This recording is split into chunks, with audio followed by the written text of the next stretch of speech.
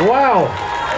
Hey, j'avoue que j'étais debout là et j'ai écouté les discours. Je pense être un peu nerveux. Là, je commence à être un peu nerveux. Est-ce que je devrais être nerveux? Je sais pas. Oui, non? Ouais, je sais pas. Non. Mais bonjour tout le monde. Ça va bien? Oui. Hello everybody. Is it going on? Non, mais j'essaie de respecter la loi 86, là. Fait qu'en anglais, c'est 2 fois moins fort. C'est ça que je me dis. Ouais. Fait que 30 ans, la loi 101, je me souviens quand c'est sorti parce qu'on venait d'arriver à Montréal.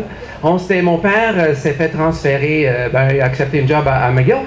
Puis on vivait à Westmount. Puis ils sont venus pour demander à mon père de signer une pétition contre la loi 101.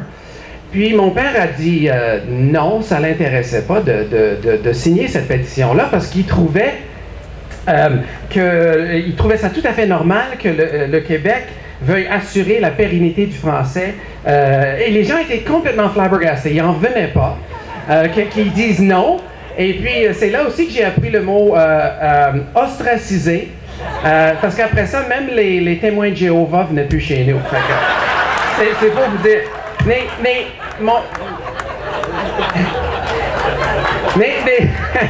mon père, là, il avait raison de ne pas signer cette pétition et je suis fier de lui. Mais son engagement a commencé bien avant ça, quand on vivait au Saskatchewan, parce que lui et ma mère ont cofondé l'École française de Saskatoon.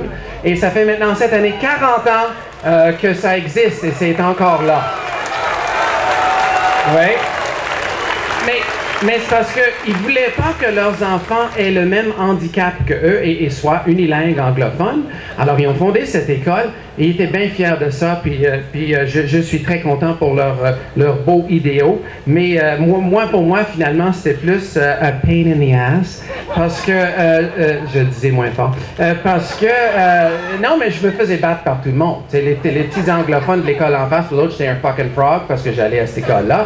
Puis là, les François de l'école, pour l'autre, j'étais un fucking bloke. Parce que, tu sais, j'essaye de le cacher depuis des années. J'ai ma blonde et que ça marche pas. Il y a toujours l'accent. Fait que je me faisais battre par tout le monde. Et puis là, on est resté à Saskatoon juste assez longtemps pour que je perde presque tous mes dents. Puis là, ma mère nous annonce fière, « Hey, on s'en va à Montréal, tu sais. » Et je dis, « Wow, toute une ville pour me taper dessus. » C'est effectivement ça, parce qu'arrivé à Montréal, moi, à Saskatoon, tous mes profs venaient de la France. Tu sais, donc j'avais appris à parler le vrai français.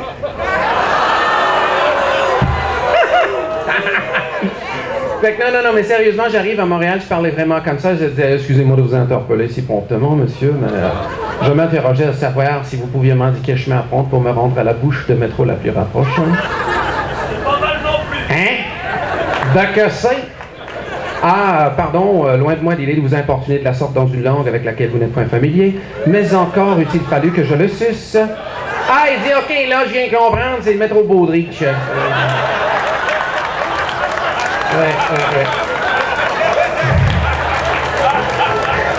Mais...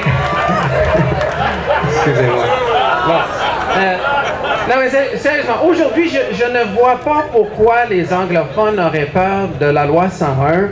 Avec tous les amendements qu'on y a apportés, elle a autant de dents que Mémère Bouchard dans le temps d'une paix, tu vas remarquer.